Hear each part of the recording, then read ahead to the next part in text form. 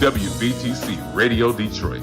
You can find us on Facebook, YouTube, X, and our website, www.wvtcdetroit.com, or download our WVTC app from the Play Store for Android users and the App Store for iPhone users.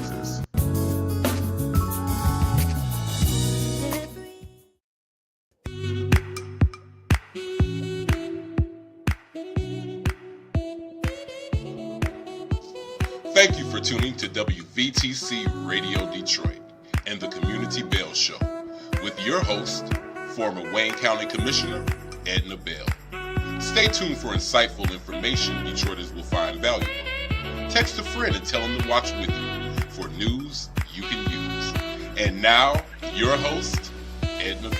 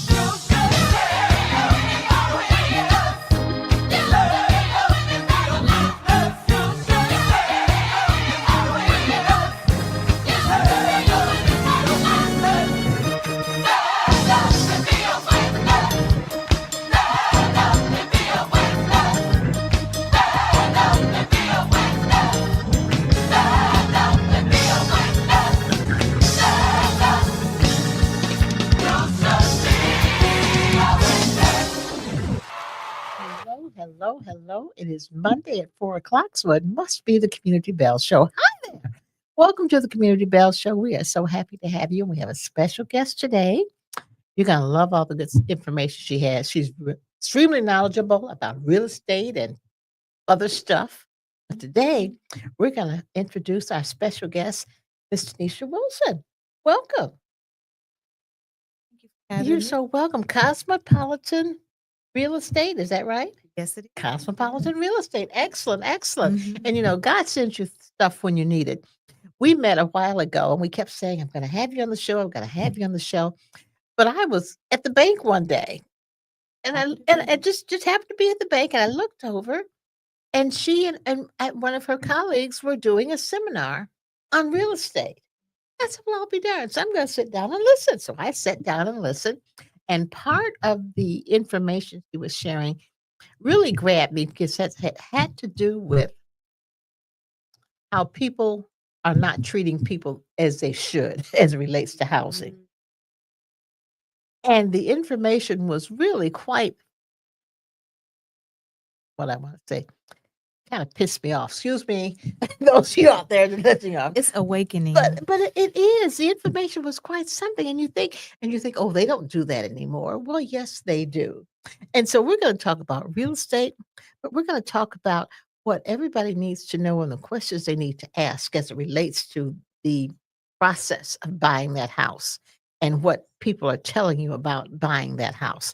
But first of all, tell us about you. Tell us what your background is, how you got into real estate, why you got into real estate, and what you're doing.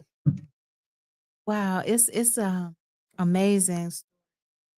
1994, I got my real estate, Oh, wow. and I practiced for 10 years at Real Estate One, and then I was invited to operate at Keller Williams, and then I've been on my own since 2009.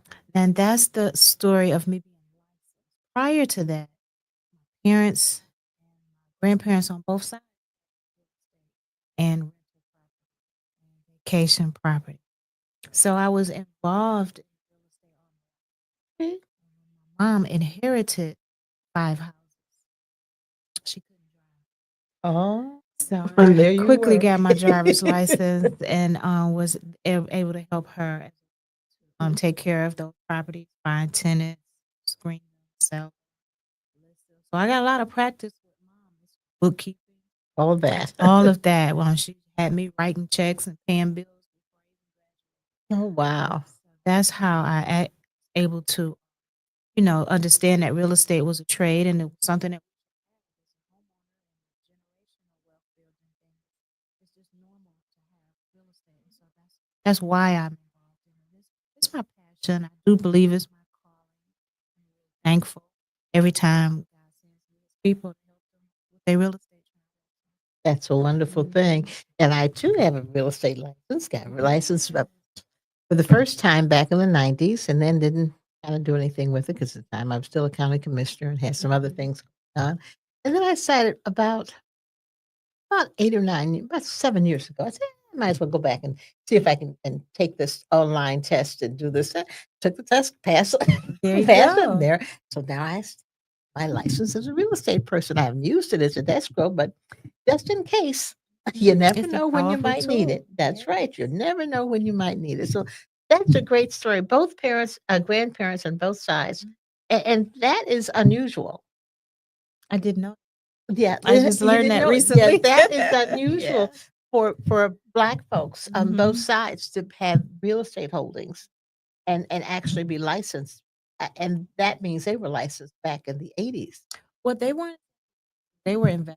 Well, They were okay, they were, investors. but It was even that was Yep, unusual. that's right. Mhm. Buying, selling, Yeah, renting, building.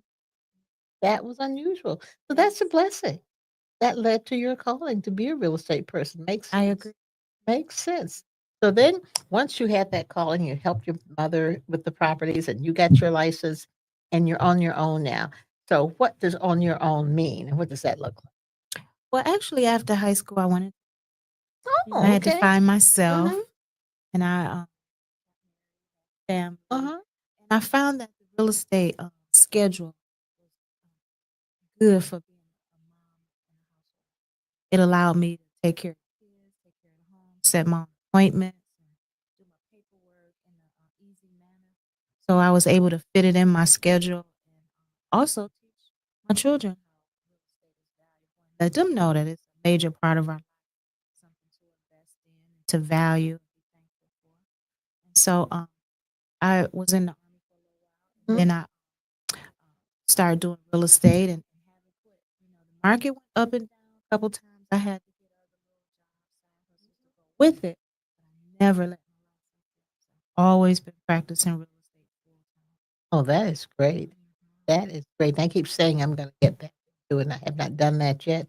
That's maybe, you Well, never once you know. put it out there and put your mind to it, what you think about, and cases will come to you, and you'll have an opportunity to apply. I'm going to keep that. I'm going to keep that. I'm going Yes. to keep that. I'm going to keep that. So talk about your business, Cosmopolitan, and how you got there. When I went independent, it was so because I felt that I was providing my own needs. I was doing my own paperwork. I was doing everything. And with the market crashing, expenses. Mm-hmm. So I found that being my own broker would save quite a bit. And that's what I did. And so I was the broker for Rockefeller Realty. And then I got my own license as Cosmopolitan. And I hold both of those still. And I'm working on a third broker license for another company that's doing development. Okay. So I'm holding those three entities. And then I also have a title company. Oh, I love it. Yes, I was one of the fourth minorities to open a title company in Michigan. And my daughter, who is 30 something, Mhm. she's licensed to do title and she runs that arm of our business. And so yeah, Ashley does the title work and processes everything and prints it out and then sign it. So we're just breaking into the title industry and this is our third year with that. And I also have a social club. Oh, okay. Yeah, it's a nonprofit social club. And to me, this is real estate by the hour instead of by the month or by the week, like Airbnb Mhm. business. This is just by the hour. And it runs pretty much $125 an hour. But usually, I book it in 4 or 5 hour increments for about $500 or so, and I help with decorating, setting up. Interesting. Where is your social club? It's in Detroit, Puritan. Here. But okay. Yeah, we do all kind of events for our members.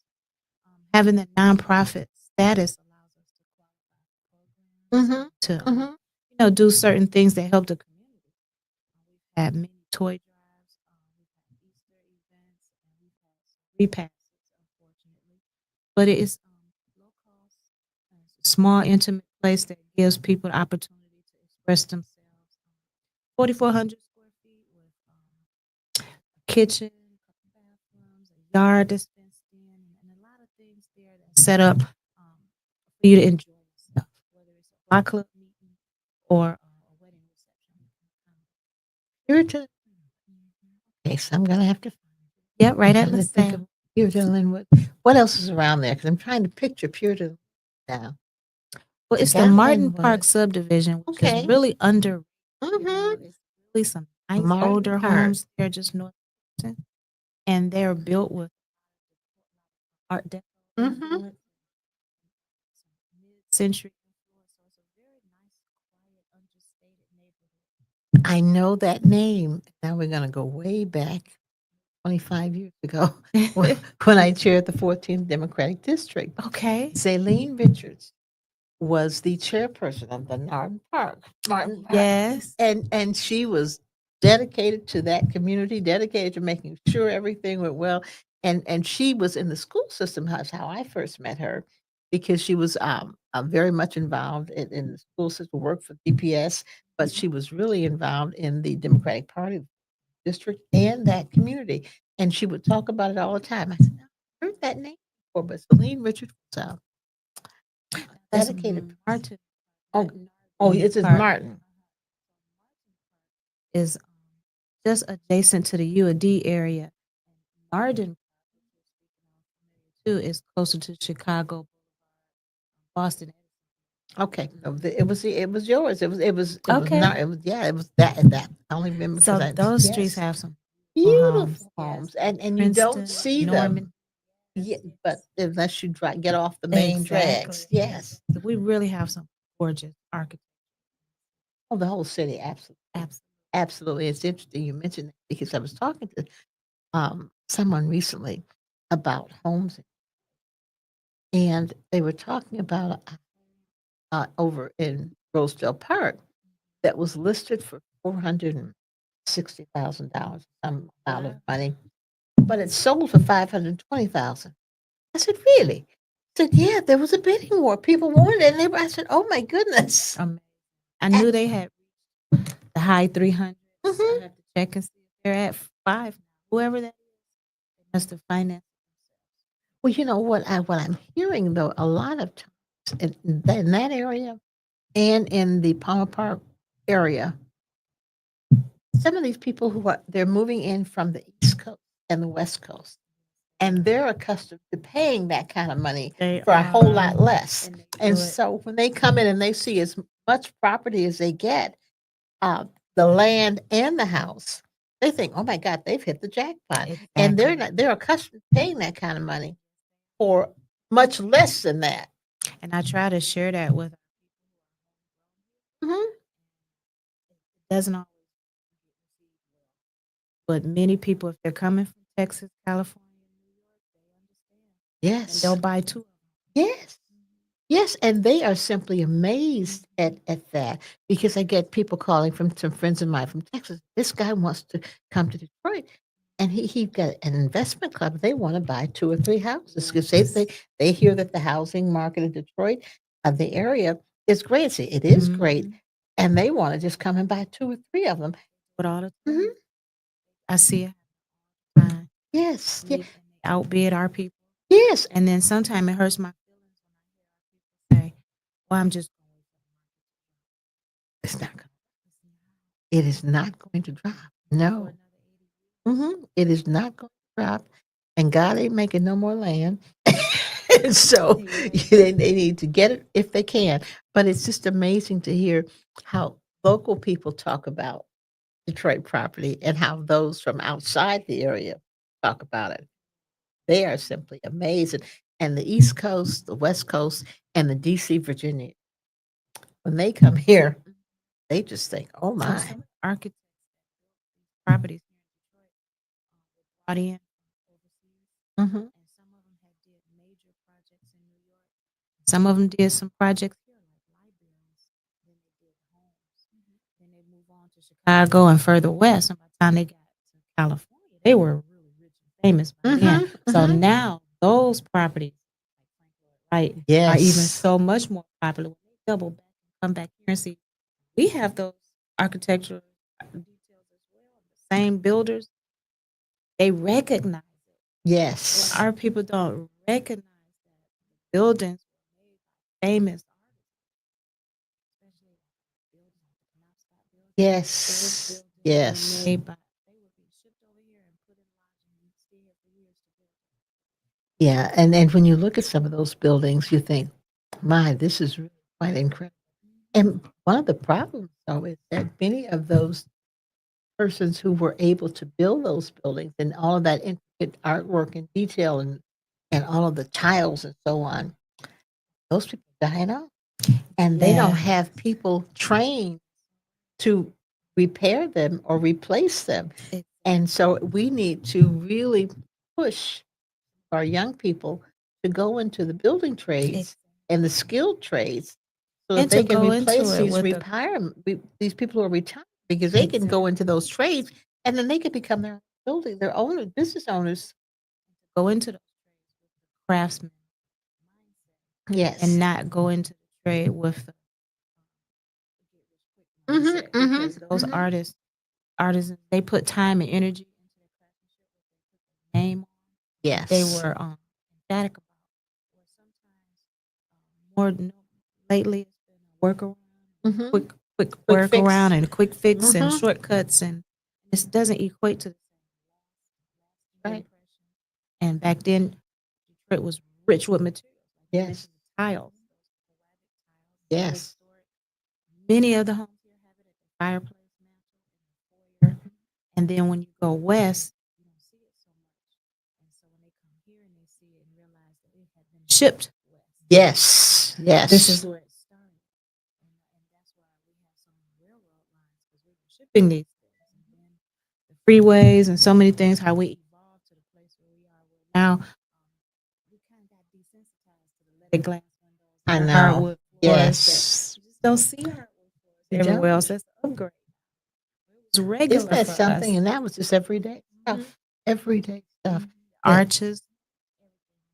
and the child. I have a friend who bought a house about 10 years ago, and the house had this beautiful fireplace.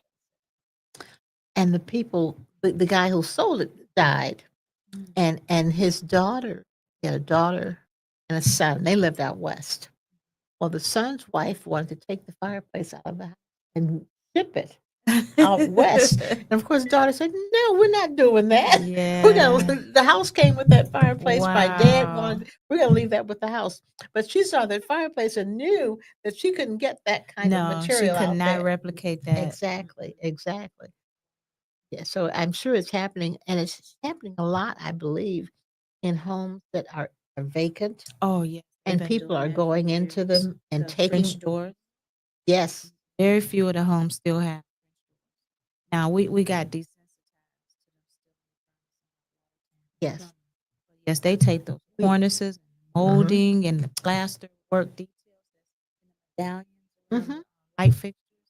They were very strategic in going in and taking those things. And there was a place on Grand River called Larry's Surplus where you used to go get old windows or old things to match. And now it's not even there anymore. Wow. So, these artisans now with the quick fix, not understanding that wet plaster is a dying art. Mhm.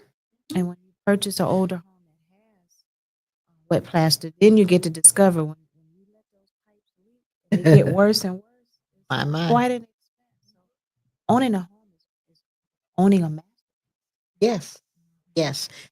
And when you do it, you've got to make sure that you didn't just have enough money to buy the house. You've got to have the money to maintain the house. That to me has been one of my biggest concerns is that we talk so much about home ownership, and I love it. It's wonderful. But we need to add that home maintenance. So we I need to teach agree. people that when you buy the house, you need a lawnmower, you need a hose to water the grass, Mhm. and you need to be able to paint it and wash the windows and all of those things. It isn't just the Exactly. house note, it's all the other stuff I that have a you client need.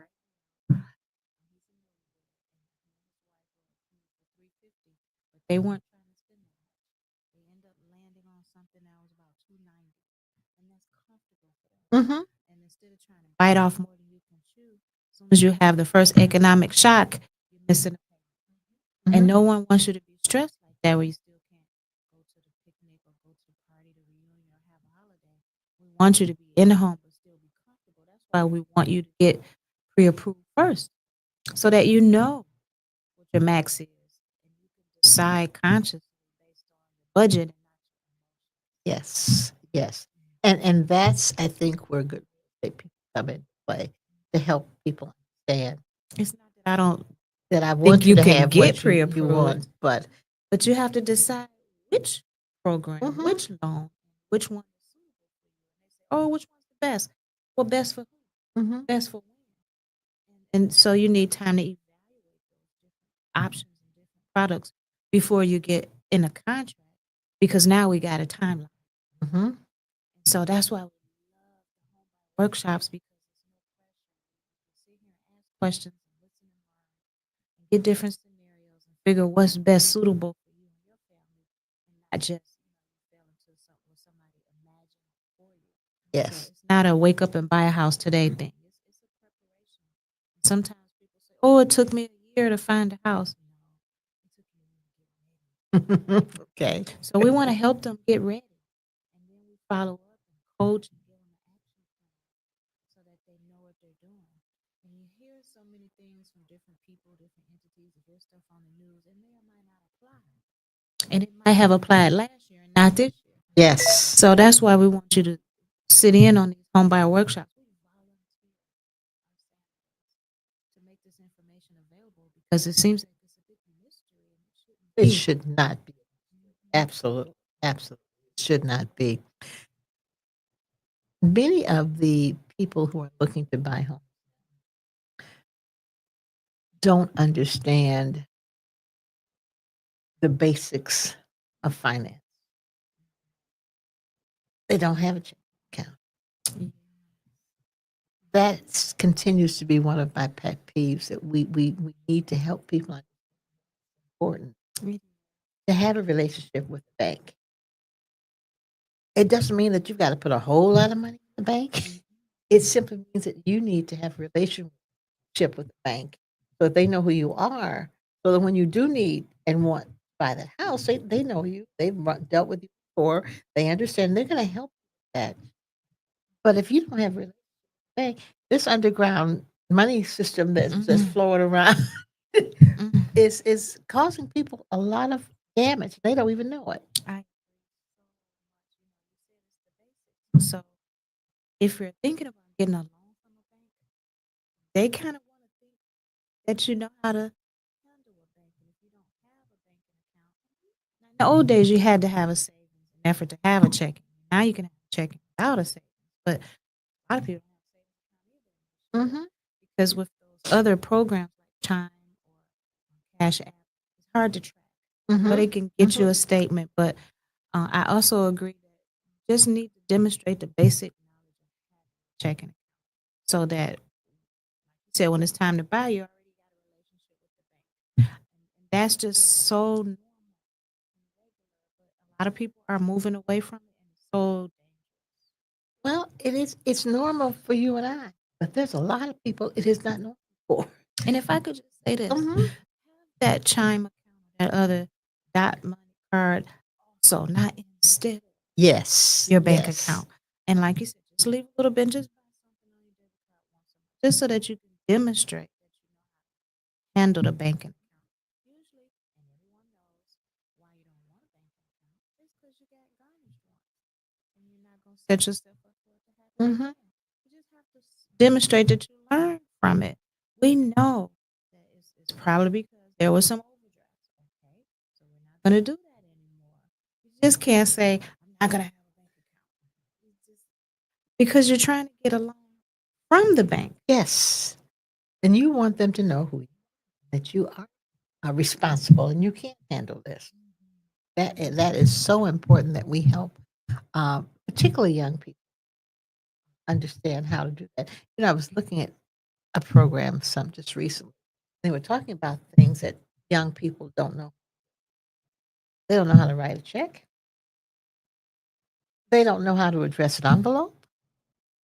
They don't know how to tell time on a clock, which is quite what. And I have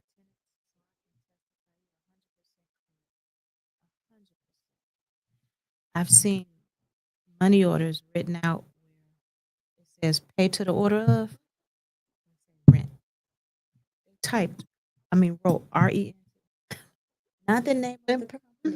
And when they bring it in a recycled envelope, Uh-huh. instead of saying that it should Recycled come to envelope. me, they put their own name on the front of it. So whoever picks up the mail doesn't know to give it to me because it's 20 people that work there, maybe 5 of us get tenants to bring rent, but they put their own name on there instead of who the envelope It's should be going to. Yes. And then when there's Oh, attitude. I know how to do that. Oh, big time. And every time I enter into a contract with them on that first payment, they learn that I'm not coming to pick it up and that you have to deliver it in a professional manner, either money order, certified check, other methods that's electronic, Zelle, Cash App, or whatever. But I can't take cash. And every time they want to show up They with want to give cash, you cash. each and every time, They each want and to give every you time, cash. they want to show up with cash. After they find I'm not coming to get it, I don't want to sit in the office and wait for you to bring cash Either. because they'll say they on the way, but they had to stop here, but they had to stop there, and I'm sitting here waiting. Everybody's idea of on the way is not the Time same. is not. Yes, we just talked about that a little while ago. People will be on the other side of town and they'll tell you I'll be there in 5 minutes. Not so. So the learning thing that we learned how to civics, Yeah, bookkeeping, accounting, home ec. home ec was the place Yes. that we learned how to write a shopping list, how to write a check, And a those things money. just aren't They given. just And don't now do. mad at their children because they don't know. Mm-hmm. But they And, didn't and teach they them. didn't teach it either. They thought that the school taught it, Yeah, but they didn't follow up with it. So when a young adult comes to me, I have to tell them something. They had not learned some. they look at you like, Why are you telling me mhm. this? Like I don't want to be in a position to have to teach culture.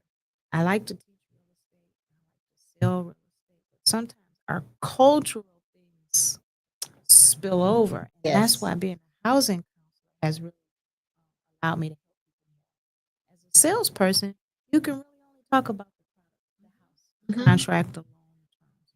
But as a housing counselor, you can see where trauma has been all throughout our culture. And the reasons that people make certain requests and do certain things is based on some traumas that maybe they didn't go through, but their parents or grandparents or siblings went through that they're trying to prevent. Yes. There's a trauma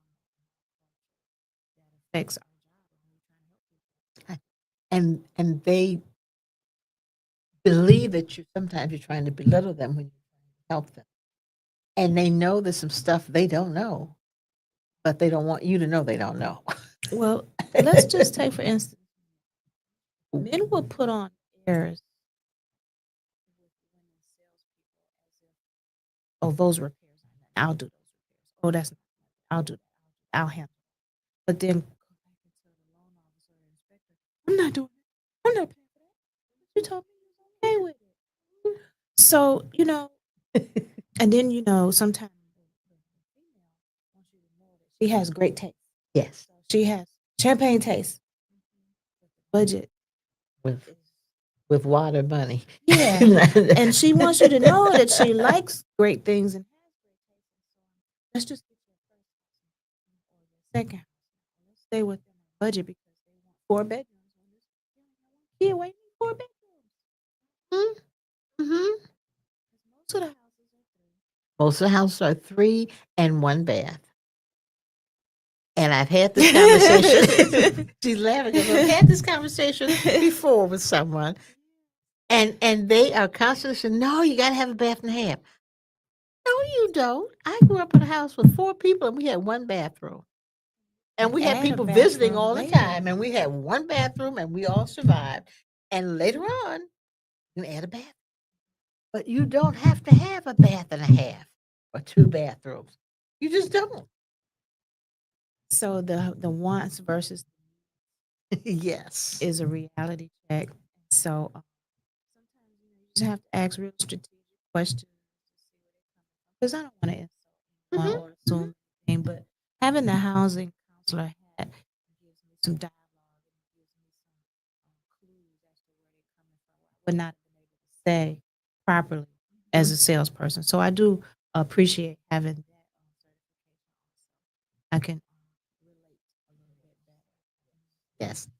Let's talk about how people are discriminated against Okay. in the housing. And then sometimes they don't even know it. And banks are trying to not tell them or not let them know, but it is happening and it's still happening. Well, I'll do whenever we do anything, we always want to put our best foot forward. Hmm. And sometimes the cultural things that we think is okay might not transfer so well to an underwriter. Not all underwriters are so stuffy either. So you just want to put your good foot forward for the 2 years before you're being evaluated by them. And being bankers and underwriters, they have a certain mindset that we want to try to comply to at least for that time period. But if you having some things where in the culture we don't talk about money, Hmm. or we have cookie jar money, or we have mattress money, there's a way that we can handle that without turning it down. Yes. And sometimes you can approach a situation not being sensitive and just get it thrown out. So we can help you package it up so that it is mortgageable. We can help you to frame it so that it looks more plausible than what it really is. Okay. Let's just say, for instance, you collect scrap metal and collect bottles and take them back to the store for extra money. You probably are not putting that on your tax return. But if you're making a lot of that, we can show you how to make that look like income Hmm. if you're doing it on a regular basis. But if you just want to do what you want to do and expect everybody to just understand that, that's not going to get you approved for the loan. Okay. It'll help you pay your bills, help you get your new outfit, but it's not going to help you get approved for a loan. Let's just say, for instance, you got this windfall. We can show you how to handle that because sometimes in our community, um, You hit the number. We earn things You hit the number in a way, and you it know. was big money, but now how do I show this? Yeah, you can't put that in the can't put it- mattress that's money. right. So we can show you how to time things and how. But if you're trying to trick us, eventually we're gonna figure it out. You Mhm, know, but there are certain things that they can't use that money. They're not gonna use. However, if your parents gave it to you, like many other cultures, parents give them money. Yeah, It's a way to do that. exactly. And so we can walk you through how to do that as well, so that it doesn't. You can't just say, "I'm gonna put it in my mama name."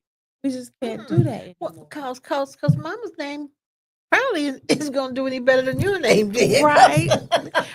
So sometimes when they don't want to approve the loan, they'll just keep asking for a loan. They're hoping that eventually you're not going to be able to come up with that particular document. And they may scare you and say, well, you're not going to get approved, so that you withdraw your application. And many of the withdrawn applications are not being counted against them when it's time to count how many loans have been denied. Because you really have to submit the whole application for it to get denied. But if they give you a list of 28 things to You bring, never submit everything. that it considered. never gets submitted. You might bring 28 things, and then they say we need 5 more. Bring those 5. Then they need 8 more because the first 10 have expired. So it's a time frame. Get you interested. Bring me these 3 things. You take 3 weeks. Because when they ask the other culture to bring those 3 things, they bring it that day. Oh, that day. Or at best the next day. And so if you have to go get 3 of those things, and one is with HR at your job, okay. So if you find that house on Saturday and your loan officer says, hey, I'm still waiting on that document. Oh, well, they out of town. Somebody else might say, oh, but it's Saturday, I don't have it. Okay, well, I'm going to help you out this time. So they all have rules, but do they relax their rules for everybody? So if they say everybody's got to have a 640 score, and you should come in with 640 or 639 and she gets denied. And then here comes Becky.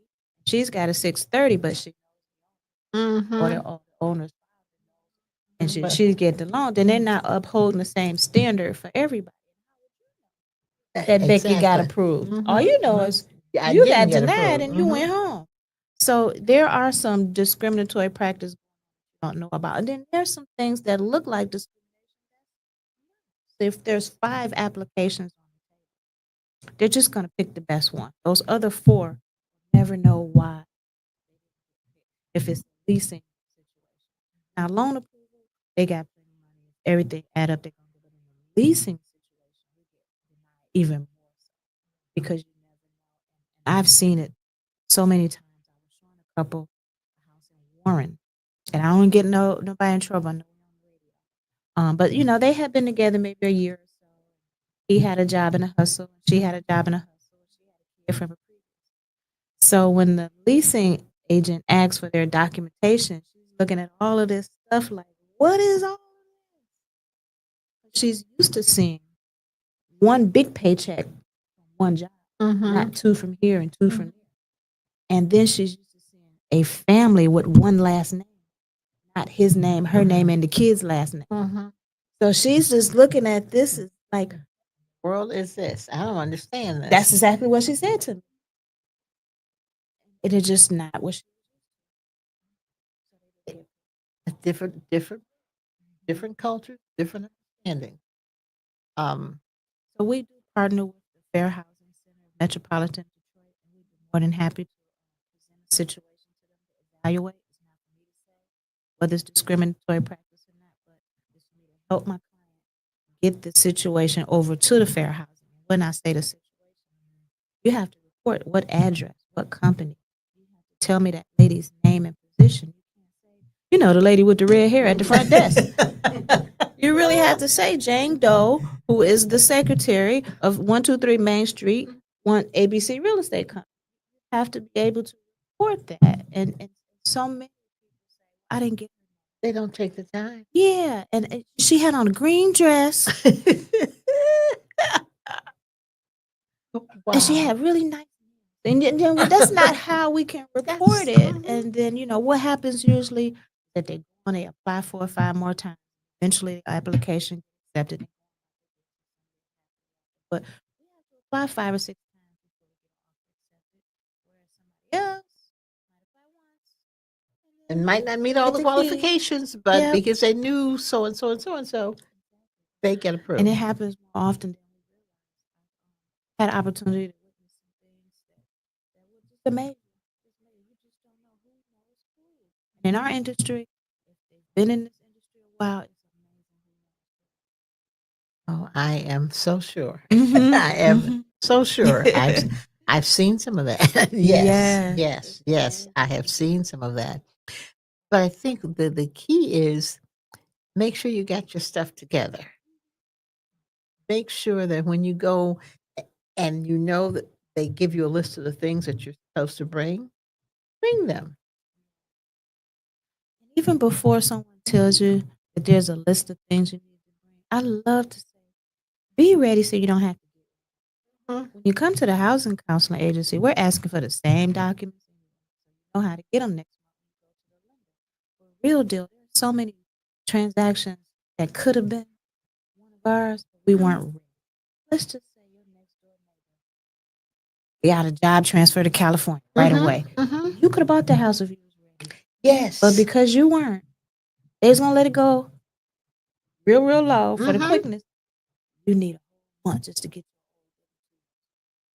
another month to get your checks. And if you just know some of these regular things, that when that opportunity comes up, you got an All auntie set. who got a house, and she can go in a nursing home, she can transfer it to somebody. You don't have no job. You gotta have your stuff. You gotta be able to be there when the opportunity comes up. Because when the opportunity comes up, you can't say, "Hey, opportunity, wait a minute." Hold on while I run over here and see if I can find. I You gotta go just never know. find You'd this have an stuff. auntie with no kids, or you got this couple getting a. You sitting right there, but you can't do nothing because you weren't. You know they got a beautiful house. You know it's a nice street. You know how to neighbors. Or even better yet, your landlord getting ready to sell. You've been living here 5 years. Your kids go to school here, and you like this house, but now you got to move because you're not ready to buy when your landlord's ready to sell. And sometimes the landlord tell you, "I'm going to sell it in a year." Now he ain't gonna sell it. Mhm. Here come a year or two, And they're and ready you're to like, sell. "Oh, he for real? I didn't know he was for real." You really gonna sell? Well. What do I need to do? Well, it's a little bit late now. Deals come around and are taken up by somebody who's prepared. I like to say that you can be prepared. Most deals take 30 days, so just sort of prepared. We can get you over the Some hump of your stuff. when that deal comes. And most deals, not May, June, July. That's when everybody looking. 5 offers on every house, but that's when you really gonna take advantage of the situation. December, January, February. I hear a lot of our people say, "Well, I called the loan officer, they didn't call me back." Oh, why didn't These you call loan them officers again? are busy. Yeah, why didn't you call them again? Exactly. And some of them, like at Bank of America, when they first started giving away hundreds of thousands of dollars, guy said, I didn't apply first. Then I'll call them back.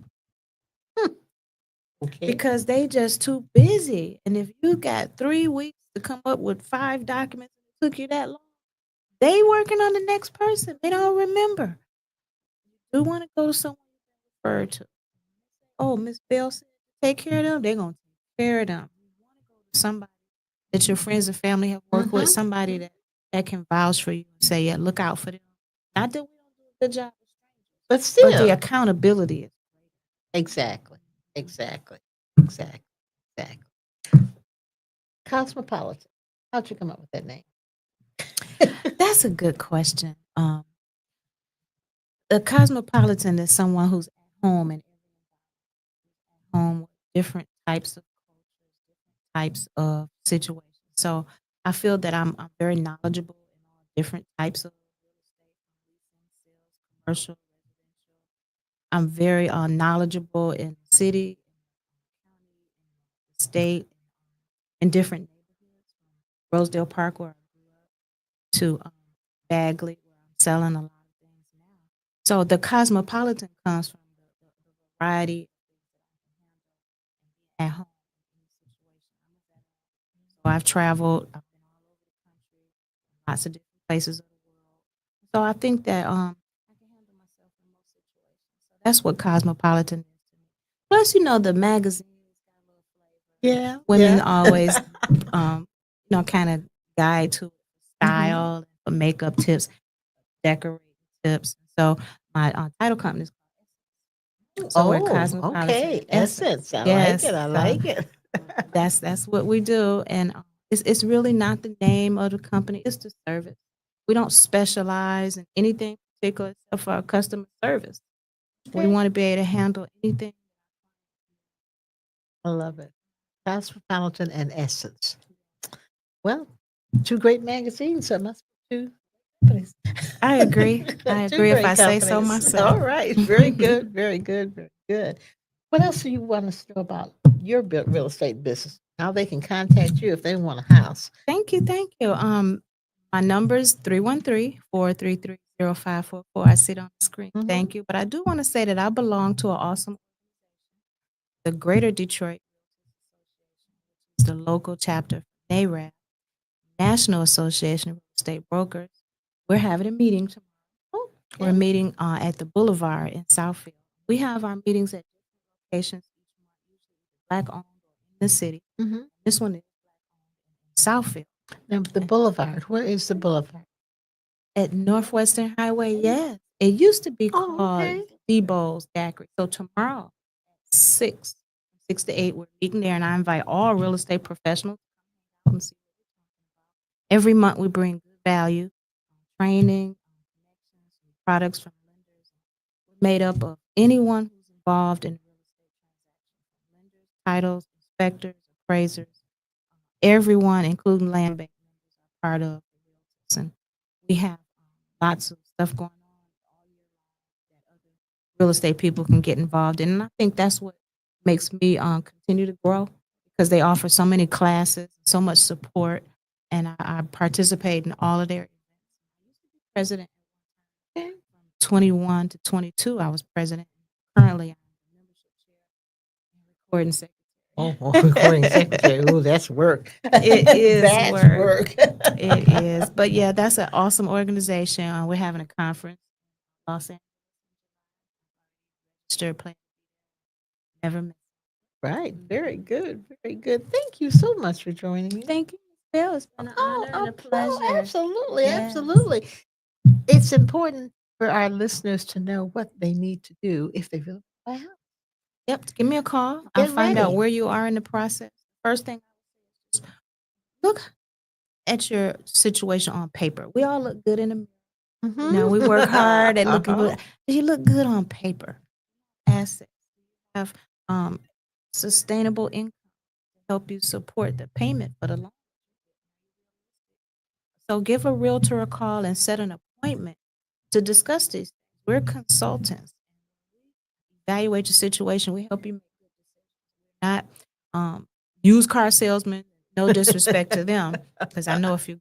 Okay. We're going to help you because we want repeat business. We want to help you decide whether you need a two family, whether you need a single family, whether you need all of that. We can help you decide what zip code, what community, and it doesn't matter, whether you want a city or a suburb. Your realtor is to help you. It's like if you're getting married, you need a wedding consultant. You are getting your teeth pulled, you need a dentist. So if you're buying a house, you need a realtor. Realtor. Even if you found the house already, you need somebody to evaluate, write it up, to prepare comps, take it to closing. And make sure that you can get the house you make sure you're lined up before you even start looking. You probably need to talk to them. Exactly. So To they get can some help information, you. go to the home buyer workshops. We have them all year long. We advertise, and too often it's not enough people in the audience to hear this. Mhm. Free information. Free is good, everybody. Some stuff that's free is not good. This is good free stuff. So be sure that you do that. Thank you so much for joining us. We'll have to have you come back. I would love Have to to. have you come back. I'll come back Okay, with some gang, more this has been dates the of Community events. Bell Show. I won't see you next Monday. I'll be in Philadelphia at the National Association of Counties Conference. Um, we pray that my daughter, Alicia Bell, will be successful in her run for the president of the National Association. So all you folks out there in California, I know you're listening, in Texas and Florida, those are the states we need, everybody. So, but we need you folks in Mississippi, Alabama, and Louisiana also. So get ready to vote next week. Thank you for joining us. Have a great week. We'll see you when I get back. Take care.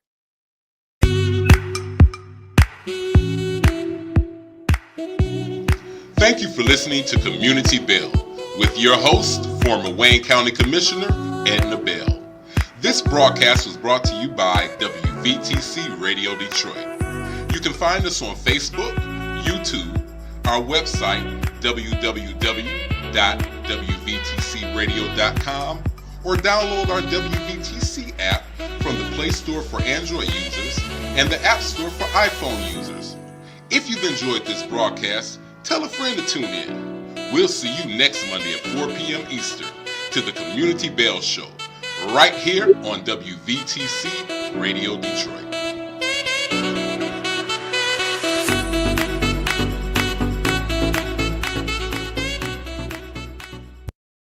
Go to your Apple or Google Play Store and download the WVTC Gospel Radio app today.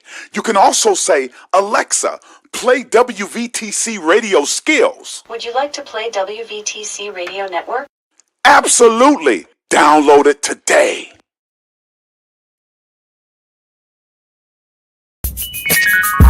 You're listening to WVTC Gospel Radio Detroit, and we're flowing in the Spirit.